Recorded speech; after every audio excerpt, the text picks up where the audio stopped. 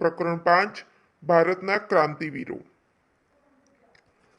આજે શહીદ દિન હોવાથી બિન્દ્રાની શાળામાં the legend of Bhagat Singh film દર્શાવવાની હતી। વર્ગ શિક્ષક વર્ગખંડમાં પ્રવેશતા જ એક પંક્તિ બોલ્યા। આજે શહીદ દિન છે, આથી બિન્દ્રાની જે શાળામાં the legend of Bhagat Singh film બતાવવાની હતી, તો વર્ગ શિક્ષક વર્ગખંડમાં આવતા જ એક પંક્તિ બોલ્યા, सरफरोशी की तमन्ना अब हमारे दिल में है, देखना है जोर कितना बाजुए का तिल में है। તો આ પંક્તિ બોલ્યા બાદ વર્ગ શિક્ષકે ભારતના વીર ક્રાંતિકારીઓ વિશે જણાવ્યું। તો હવે જે વર્ગ શિક્ષકે આ ભારતના વીર ક્રાંતિકારીઓ વિશે જણાવ્યું હતું તે આપણે જોઈએ। આપણા દેશની સ્વરાજ યાત્રાના લાંબા ગાળામાં નાની નામી અનામી અનેક શહીદો થઈ ગયા। આપણા દેશની જે સ્વરાજ આપણને મળ્યું, આપણું સ્વરાજ્ય, બરાબર, તે યાત્રા દરમિયાન એ લાંબા ગાળામાં આપણા અહીંયા નામી અનામી ઘણા બધા શહીદો થઈ ગયા છે। 1857ના સ્વાતંત્ર્ય સંગ્રામ પછી દેશમાં અંગ્રેજ સરકાર સામે વ્યક્તિગત રીતે કે સંગઠન કરીને હથિયાર ઉપાડનાર વીરોની મર્દાનગીની કથાઓ આજે ગર્વથી યાદ કરવામાં આવી છે। જે 1857નો સ્વાતંત્ર્ય સંગ્રામ પછી દેશમાં અંગ્રેજ સરકાર સામે વ્યક્તિગત રીતે સંગઠન કે પછી સંગઠન કરીને જે લોકોએ હથિયાર ઉપાડનાર વીરો હતા, એ વીરોની મર્દાનગીની કથાઓ આજે પણ આપણે અભિમાન અને ગર્વથી યાદ કરીએ છીએ તેમને। જે યુવકોએ વીરતાપૂર્વક હથિયાર ઉપાડ્યા તેઓ આપણા દેશમાં ઇતિહાસમાં ક્રાંતિકારીઓ તરીકે જાણીતા થયા। જે યુવકોએ વીરતાપૂર્વક બહાદુરીપૂર્વક હથિયારો ઉપાડ્યા અને અંગ્રેજો સામે લડ્યા, તો એમની ગાથાઓ એ આપણા દેશમાં ઇતિહાસમાં તેઓ ક્રાંતિકારીઓ તરીકે જાણીતા થયા। તેમની પ્રવૃત્તિઓ ક્રાંતિકારી પ્રવૃત્તિઓ ગણાય છે। હવે જે તેમણે કામ કર્યા છે, જે પ્રવૃત્તિઓ કરી છે, એ પ્રવૃત્તિઓ ક્રાંતિકારી પ્રવૃત્તિઓ તરીકે ઓળખાય છે। આ પ્રવૃત્તિમાં શિક્ષિત, અશિક્ષિત, રાજવંશી અને સામાન્ય જનોએ ભાગ લીધો હતો। આ વિવિધ પ્રવૃત્તિઓમાં ભણેલા હતા, અભણ હતા, બરાબર, રાજવંશી હતા અને સામાન્ય માણસો પણ ભાગ લીધો હતો। ભારતના બધા જ ભાગોમાં ઓછા વત્તા પ્રમાણમાં ક્રાંતિકારી પ્રવૃત્તિ વહેલી મોડી અવશ્ય થઈ હતી, કે ભારતના દરેક ભાગમાં ઓછા પ્રમાણમાં કે વધુ પ્રમાણમાં વહેલી કે મોડી પણ ક્રાંતિકારી પ્રવૃત્તિઓ તો અવશ્ય થઈ હતી। મહારાષ્ટ્રમાં આ ક્રાંતિના પ્રણેતા અને ક્રાંતિકારી પ્રવૃત્તિઓમાં પ્રથમ શહીદ વાસુદેવ બળવંત ફાળકે હતા। મહારાષ્ટ્રમાં જોઈએ તો આ ક્રાંતિના પ્રણેતા, ક્રાંતિકારી પ્રવૃત્તિઓના પ્રથમ શહીદ જે થયા તે છે વાસુદેવ બળવંત ફાળકે। આગળ જોઈશું આપણે चिनगारी। मालिक तेरी रजा रहे और तू ही तू रहे, बाकी न मैं रहूं न मेरी आरज़ू रहे, जब तक है तन में जान रगों में लहू रहे, तेरा हो जिक्र या तेरी ही जुस्तजू रहे। रामप्रसाद बिस्मिले आ काव्य पंक्तिओ कीधेली हती। आ छे क्रांतिनी मसाल। तो આપણે વાસુદેવ બળવંત ફાળકે જે મહારાષ્ટ્રમાં, બરાબર, થઈ ગયા હતા પહેલા, તે જોઈએ। ભારતમાં ક્રાંતિકારી પ્રવૃત્તિની સૌપ્રથમ શરૂઆત કરનાર વાસુદેવ બળવંત ફાળકે હતા। તેઓ પુણેમાં નોકરી કરતા હતા। અંગ્રેજ સરકારના અન્યાયી ત્રાસથી કંટાળીને વાસુદેવ ફાળકે નોકરી છોડી દીધી। બાજુમાં જે આપણને ફોટો આપેલો છે તે વાસુદેવ બળવંત ફાળકેનો છે। તે પૂનામાં નોકરી કરતા હતા। અંગ્રેજ સરકારનો જે અન્યાય હતો તે અન્યાયના ત્રાસથી તેઓ કંટાળીને તેમણે નોકરી છોડી દીધી હતી। દેશને ગુલામીમાંથી મુક્ત ન કરવું ત્યાં સુધી કપાળ પર ચંદન ન લગાડવાની તથા કેસ કર્તન ન કરવાની પ્રતિજ્ઞા લીધી હતી। તેમણે કઈ પ્રતિજ્ઞા લીધી હતી? કે આપણા દેશને ગુલામી છે, ગુલામમાંથી જે આઝાદ ન કરું ત્યાં સુધી હું મારા કપાળ ઉપર ચંદન નથી નહીં લગાડું અને કેસ કર્તન, વાળ પણ નહીં કપાવવાની પ્રતિજ્ઞા લીધી હતી।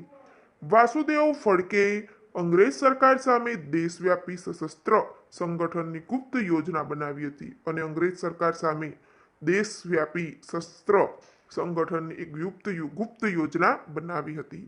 અંગ્રેજ સરકારે ફાળકેના માથા માટે ₹4000નું ઇનામ જાહેર કર્યું હતું। અંગ્રેજ સરકારે શું કીધું હતું કે વાસુદેવ ફાળકે જે પકડી લાવશે અથવા જે તેનું મારી નાખશે તેને 4,000 રૂપિયાનો ઇનામ મળશે. તો વાસુદેવ ફડકે અંગ્રેજ થાણા પર હુમલા કરવા, સરકારી તિજોરી લૂંટવી, બંદૂકો ચલાવવાની તાલીમ આપતા અંગ્રેજ સરકાર ફડકેની ક્રાંતિકારી પ્રવૃત્તિઓથી ચોંકી ઉઠી અને તેણે કોઈ પણ ભોગે ધરપકડ કરવાનો આદેશ આપ્યો.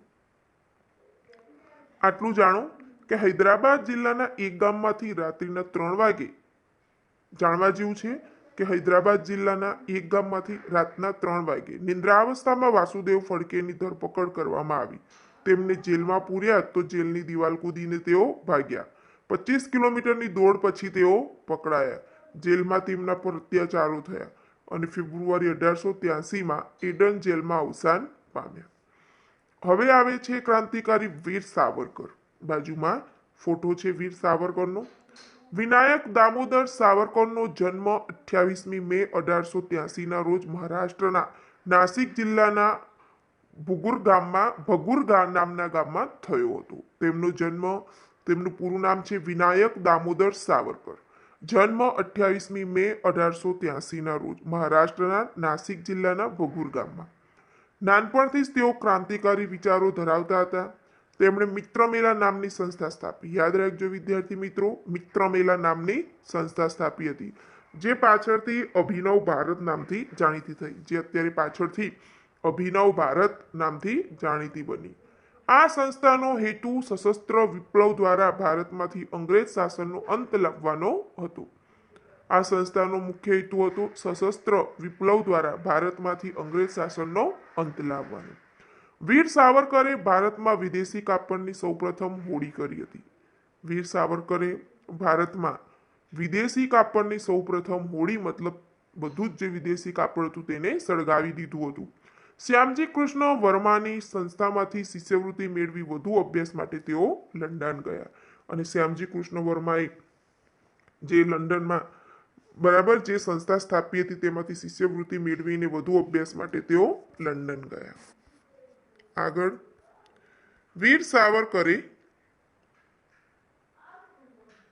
1857 ભારતનો પ્રથમ સ્વાતંત્ર્ય સંગ્રામ નામનું પુસ્તક લખ્યું હતું, જે પ્રકાશન પહેલા જ પ્રતિબંધિત થયેલું વિશ્વનું પ્રથમ પુસ્તક હતું. અંગ્રેજ અફસરની હત્યામાં વપરાયેલી પિસ્તોલના ગુનામાં તેમના પર અદાલતમાં કેસ ચાલ્યો.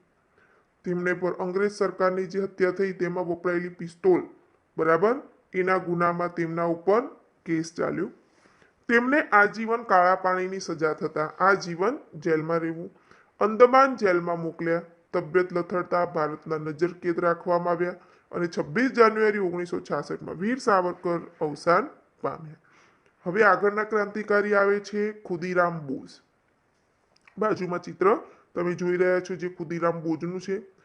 ખુદીરામ બોઝનો જન્મ બંગાળના મેદિનીપુર જિલ્લાના મોહબની ગામમાં 3/12/1889ના રોજ થયો હતો. યાદ રાખજો, ખુદીરામ બોઝનો જન્મ બંગાળના મેદિનીપુર જિલ્લાના મોહબની ગામમાં 3/12/1889ના રોજ થયું હતું. બાળપણમાં જ તેમણે માતા પિતાની છત્રછાયા ગુમાવી. બાળપણમાં જ તેઓ નાના હતા ત્યારથી જ તેમના માતા પિતા મૃત્યુ પામ્યા હતા. સત્યેન બાબુ નામના શિક્ષકે તેમને ક્રાંતિપથની દીક્ષા આપી. સત્યેન બાબુ નામના શિક્ષક હતા, તેમણે ક્રાંતિપથની દીક્ષા આપી. ખુદીરામે અસહકાર આંદોલનમાં ભાગ લઈ વિદેશી કાપડની હોડી કરી હતી. ખુદીરામ બોઝે અસહકારનું આંદોલન થયું ત્યારે તેમાં ભાગ લીધો અને વિદેશી કાપડ જે સળગાવવામાં આવ્યું હતું, હોડી કરવામાં આવી હતી, તેમાં તેમણે ભાગ લીધો. ખુદીરામ ગંગાના પાણીમાં ડૂબકી મારતા મીઠું લઈને પસાર થતી હોડીઓને ઉથલાવી દેતા. ખુદીરામ શું કરતા? ગંગાના પાણીમાં ડૂબકી મારતા અને મીઠું લઈને પસાર થતી હોડીઓને ઉથલાવી દેતા. આ રીતે મીઠાના અન્યાયી કાયદાનો ભંગ કરતા. 30 એપ્રિલ 1908ના દિવસે ન્યાયાધીશ કિંગ્સફોર્ડને ખતમ કરવા ખુદીરામ અને પ્રફુલ્લ ચાકીએ ન્યાયાધીશને ઘોડાગાડી ઉપર બોમ્બ ફેંક્યો અને ગાડીમાં બેઠેલા વકીલ કેનેડીના પત્ની અને પુત્રી મરી ગયા અને ન્યાયાધીશ કિંગ્સફોર્ડ બચી ગયા. જે તેમણે બરાબર ન્યાયાધીશની ઘોડાગાડી પર બોમ્બ ફેંક્યો હતો તો તે ગાડીમાં બેઠેલા વકીલ જે કેનેડી હતા બરાબર, કેનેડીના પત્ની અને પુત્રી મરી ગયા અને ન્યાયાધીશ કિંગ્સફોર્ડ બચી ગયા. હવે અહીંયા છે આટલું જાણો કે પ્રફુલ્લ ચાકીને જ્યારે પોલીસે ઘેરી લીધો ત્યારે તેમણે રિવોલ્વરથી આત્મહત્યા કરી લીધી. ખુદીરામને ફાંસી આપવામાં આવી. જ્યારે આ પ્રફુલ્લ ચાકીને પોલીસે ઘેરી લીધો ત્યારે તેમણે જાતે જ રિવોલ્વરથી આત્મહત્યા કરી દીધી હતી અને ખુદીરામને ફાંસી આપવામાં આવી. હવે આવે છે આગળ ક્રાંતિકારી નવા રામપ્રસાદ બિસ્મિલ. જે ચિત્ર દેખાઈ રહ્યું છે આપણને, રામપ્રસાદ બિસ્મિલનો જન્મ ઈસવીસન 1897માં ઉત્તર પ્રદેશ રાજ્યના શાહજહાંપુરમાં થયો હતો. દેશમાં અસહકારની લડત શરૂ થઈ ત્યારે વિદેશી કાપડની હોડી કરવાની કામગીરી તેમણે સંભાળી હતી. કે જ્યારે દેશમાં અસહકારની લડત શરૂ થઈ ત્યારે જે વિદેશી કાપડની હોડી કરવામાં આવતી તેની કામગીરી આ રામપ્રસાદ બિસ્મિલે સંભાળી હતી. કાકોરી ટ્રેન ધાડ સફળતાપૂર્વક પાર પાડવામાં તેમણે અગ્રીમ ભાગ ભજવ્યો હતો. જે કાકોરી ટ્રેનને લૂંટી હતી, બરાબર, તેની ધાડ પાડી હતી, તેનું સફળતાપૂર્વક જે પાર પડી તેનો અગ્રીમ ભાગ રામપ્રસાદ બિસ્મિલે નિભાવ્યો હતો. આ માટે તેમને ફાંસીની સજા થઈ. બિસ્મિલે લખેલ સાહિત્ય જ્યારે પ્રકાશવામાં આવ્યું ત્યારે તેમની કવિતાઓએ રાષ્ટ્રીય ચેતનાનું પ્રેરક બળ પૂરું પાડ્યું. બિસ્મિલે લખેલ સાહિત્ય જ્યારે પ્રકાશિત કરવામાં આવ્યું ત્યારે તેમણે જે કવિતાઓ લખી હતી, બરાબર, તેમાં રાષ્ટ્રીય ચેતનાનું પ્રેરક બળ પૂરું પાડ્યું. જે કવિતાઓમાં અહીંયા બે પંક્તિ મૂકેલી છે કવિતાની.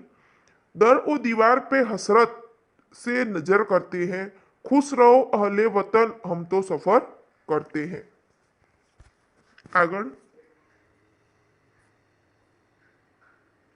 આગળના ક્રાંતિકારી આવે છે અશફાક ઉલ્લા ખાન. જે આપણે બાજુમાં ફોટો દેખી રહ્યા છે. અશફાક ઉલ્લા ખાએ હિન્દુ મુસ્લિમ એકતાનું અનેરું ઉદાહરણ પૂરું પાડ્યું છે. હિન્દુ મુસ્લિમ એકતાનું. રામપ્રસાદ બિસ્મિલ સાથે તેમણે નાનપણથી જ દોસ્તી હતી. તેઓ ખેલકૂદના ખૂબ જ શોખીન હતા. ઘોડેસવારી અને બંદૂક ચલાવવામાં તેઓ પ્રવીણ હતા. પ્રવીણ એટલે ઘણા જ હોશિયાર હતા ઘોડેસવારી અને બંદૂક ચલાવવામાં. શાહજહાંપુરમાં આર્ય સમાજના મંદિર પર થયેલ હુમલો તેમણે રોક્યો હતો. શાહજહાંપુરમાં આર્ય સમાજનું જે મંદિર હતું તેના પર હુમલો થતો હતો તેણે રોક્યો હતો.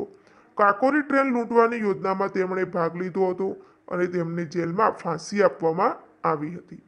તો તેમની જે પંક્તિ હતી અહીંયા લખેલી છે, કુછ આરજુ નહીં હૈ આરજુ તો યહ રખ દે કોઈ જરાસી ખાકે વતન કફન में. અશફાક ઉલ્લા ખાઈ લખેલી પંક્તિ છે. આગળના આપણા ક્રાંતિકારી આવે છે ચંદ્રશેખર આઝાદ.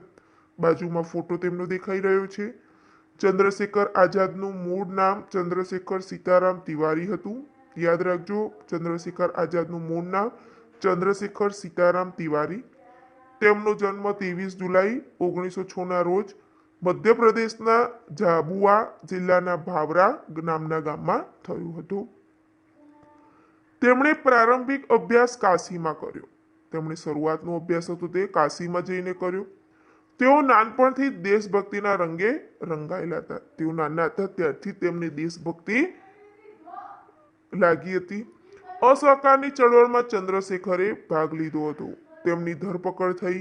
અંગ્રેજ પોલીસના હાથે પકડાયા. ત્યારે તેમની ઉંમર એટલી નાની હતી કે હાથ કડી મોટી પડી હતી. બરાબર, જ્યારે તેઓ અંગ્રેજ જોડે પકડાયા અંગ્રેજ પોલીસના હાથે ત્યારે તેમની એટલી ઉંમર ન હતી કે જે હાથ કડી હતી તે પણ તેમને મોટી પડતી હતી. અદાલતમાં તેમને પૂછવામાં આવ્યું, તમારું નામ શું? તો તેમણે કહ્યું આઝાદ. એમને અદાલતમાં પૂછવામાં આવ્યું કે તમારું નામ શું? તેમણે જવાબ આપ્યો આઝાદ. પિતાનું નામ સ્વાધીનતા અને પોતાના ઘરને જેલખાનું બતાવ્યું હતું. ત્યારબાદ તેઓ આઝાદ તરીકે ઓળખાયા. પોતાનું નામ આઝાદ કહ્યું, પિતાનું નામ સ્વાધીનતા અને પોતાના ઘરને જેલખાનું બતાવ્યું. કાકોરી ટ્રેન લૂંટમાં તેમણે ભાગ લીધો હતો. જે આગળ કાકોરી ટ્રેન લૂંટ થઈ હતી, બરાબર, તેમાં આ ક્રાંતિકારીએ પણ ભાગ ભજવ્યો હતો. દેશમાંથી 40 ક્રાંતિકારીઓ પકડાઈ ગયા. આઝાદ ભાગી છૂટ્યા. તેમને પકડવા ઇનામ જાહેર કરવામાં આવ્યું. લગભગ 40 ક્રાંતિકારીઓ તેમાં પકડાઈ ગયા હતા, પણ જે આઝાદ હતા ચંદ્રશેખર આઝાદ ભાગી ગયા હતા.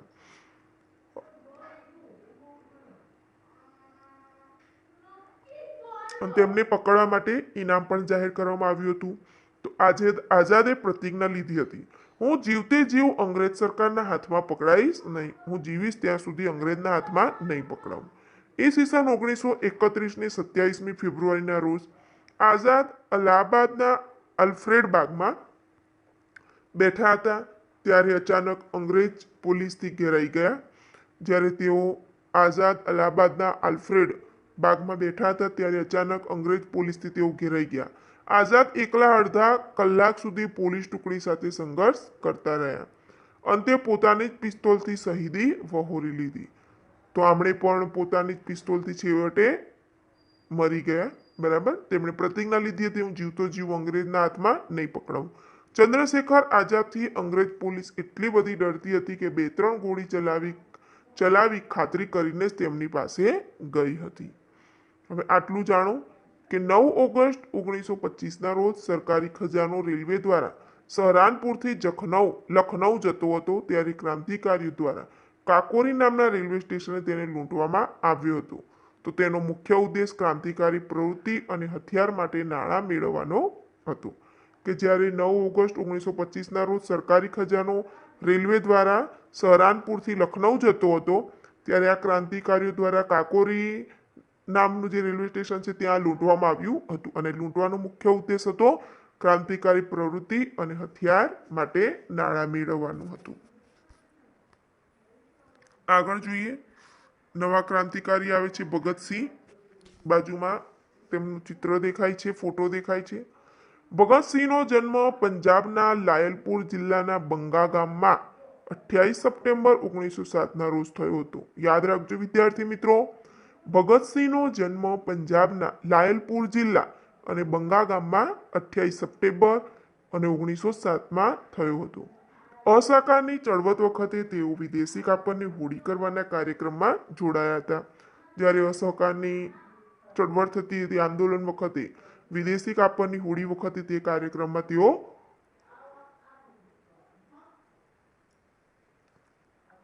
જોડાયા હતા.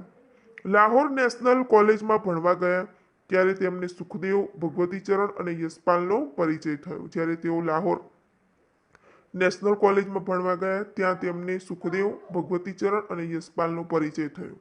તેમના ક્રાંતિકારી વિચારોને પીઠબળ મળ્યું અને 1928માં 8મી એપ્રિલે ભગતસિંહ અને બટુકેશ્વર દત્તે ધારાસભામાં બોમ્બ ફેંક્યો. 8મી એપ્રિલ 1928ના રોજ ભગતસિંહ અને બટુકેશ્વર દત્તે ધારાસભામાં બોમ્બ ફેંક્યો. બોમ્બ ફેંકવાનો તેમનો ઈરાદો બહેરી થઈ ગયેલી અંગ્રેજ સરકારને જગાડવાનો હતો. તેઓ ઈચ્છતા તો બોમ્બ ફેંકીને ભાગી શકતા હતા, પણ તેમણે તે જ જગ્યા ઉપર ઊભા રહીને સૂત્રોચ્ચાર કર્યા. બરાબર, બોમ્બ ફેંકીને તેઓ ભાગી શકતા હતા પણ તેઓ ભાગ્યા નહીં અને તે જ જગ્યા ઉપર ઊભા રહીને તેમણે સૂત્રો ઉચ્ચાર્યા. ઇન્કલાબ जिंदाबाद, साम्राज्यवाद का नाश हो, दुनिया के मजदूरों एक हो. इनकलाब जिंदाबाद, साम्राज्यवाद का नाश हो, दुनिया के मजदूरों एक हो.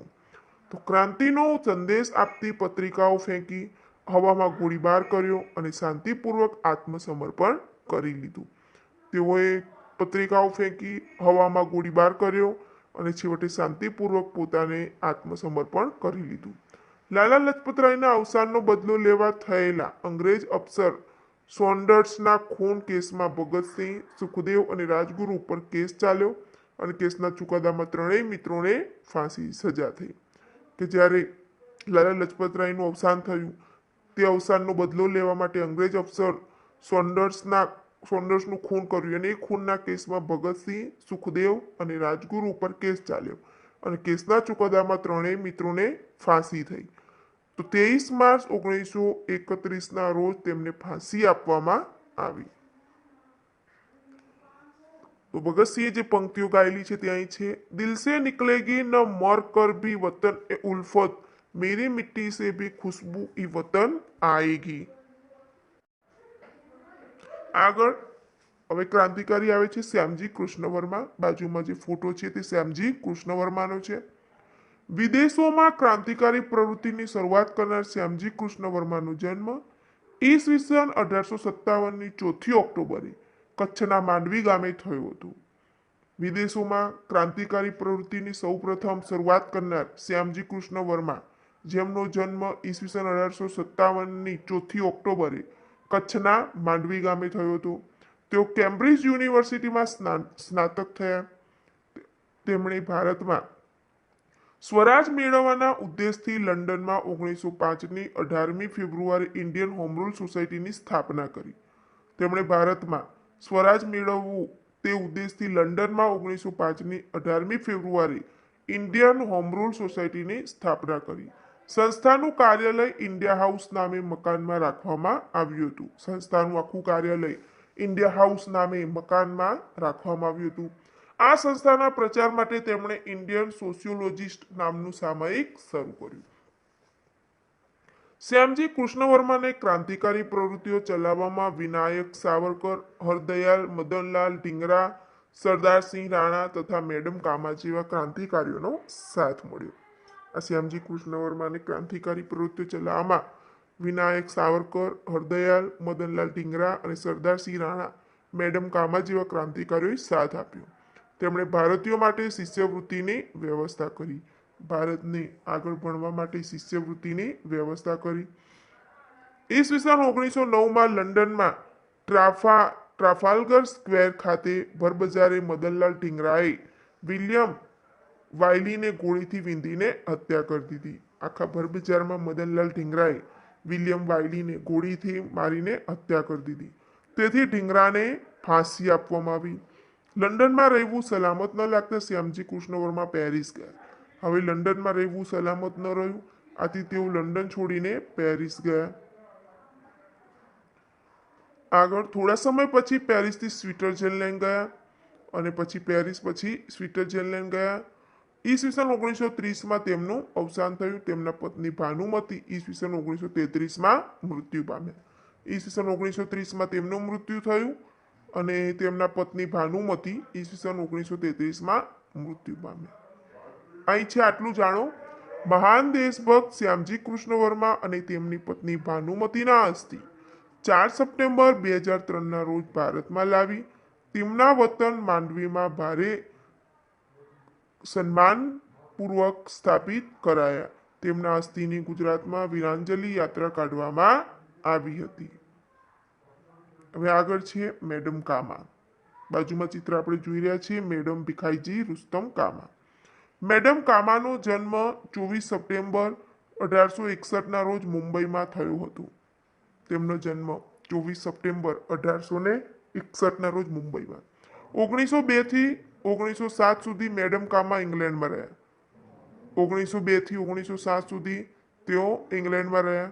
ઈસવીસન 1905માં શ્યામજી કૃષ્ણવર્માએ લંડનમાં ઇન્ડિયન હોમ રૂલ સોસાયટી સ્થાપી તો મેડમ કામા તેમાં સક્રિય કાર્યકર બન્યા. જ્યારે તેમણે શ્યામજી કૃષ્ણવર્માએ લંડનમાં ઇન્ડિયન હોમ રૂલની સોસાયટીની સ્થાપના કરી ત્યારે તેઓમાં સક્રિય કાર્યકર બન્યા. તેમણે 1907માં જર્મનીના સ્ટટગર્ટ શહેરમાં યોજેલી બીજી આંતરરાષ્ટ્રીય સમાજવાદી પરિષદમાં હાજરી આપી અને આ પરિષદમાં તેમણે વંદે માતરમ મંત્ર અંકિત કરેલો ભારતનો ત્રિરંગી ધ્વજ સૌપ્રથમવાર હિંમતપૂર્વક ફરકાવ્યો હતો. અને જે જર્મનીમાં બીજી આંતરરાષ્ટ્રીય સમાજવાદી પરિષદ યોજાઈ હતી તેમાં તેમણે વંદે માતરમ લખેલો અંકિત કરેલો ભારતનો ત્રિરંગી ધ્વજ સૌપ્રથમવાર હિંમતપૂર્વક ફરકાવ્યો હતો.